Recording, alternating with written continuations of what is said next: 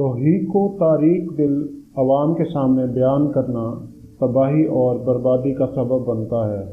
دل کے اندھوں کے آگے اسرار کی باتیں کرنے سے بھی فساد کا خطرہ ہوتا ہے۔ کبھی کبھی بات جہان کو ویرانہ بنا دیتی ہے اور کبھی لومڑیوں کو شیر بنا دیتی ہے۔ ہر فرد کسی خاص مقصد کے لیے پیدا ہوتا ہے اور اس مقصد کے حصول کو خواہش پہلے ہی اس کے دل میں رکھ دی جاتی ہے۔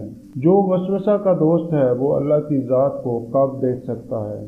لوگوں کے درمیان اللہ اسی طرح روشن ہے جیسا ستاروں میں چاند۔ اگر تو نہیں دیکھتا ہے تو یہ دنیا تو معلوم نہیں ہے۔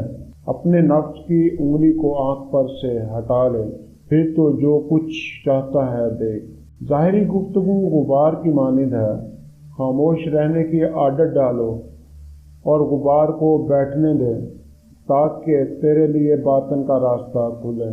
تمہاری روح کے لیے اس سے بڑھ کر کوئی مرض نہیں کہ تم خود کو کامل سمجھنے لگو۔ جب انسان کی آنکھ سے ندامت کے آنسو بہتے ہیں تو اس پر رب کی رحمت برستی ہے۔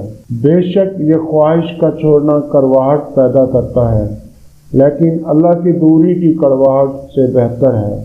غم سے خالی ہو جاؤ، اس کے بارے سوچو جس نے خیال کی تخلیق کی۔